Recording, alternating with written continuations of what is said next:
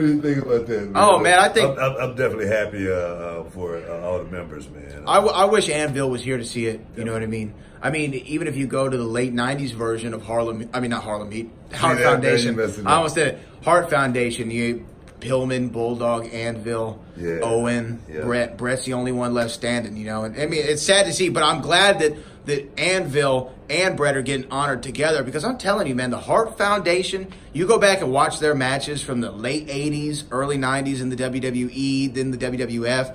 Those were good. They were a perfect team together. It was really kind of like, I don't know. I mean, Harlem Heat is kind of looking in the mirror, right? Yeah. I mean, it was a similar dynamic. You had, you know, you and Brett did all the work, and then Jim and Stevie can come in, clean house, give a couple big power moves, pin them 1, 2, 3, right? Yeah. What's cool about this year is it's like the teams. They're celebrating the great teams of all time. Yeah, it's really, really cool, you know, to be a part of that history, a part of that lineage, where, you know, man, you're being.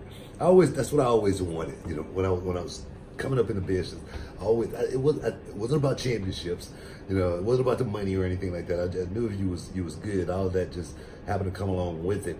But I always wanted to be mentioned with the great names of professional wrestling. And for me, myself, you know, to go into the Hall of Fame with Bruno Sammartino. Yeah. I don't think it gets any bigger than that. Now going in with, you know, the Hart Foundation.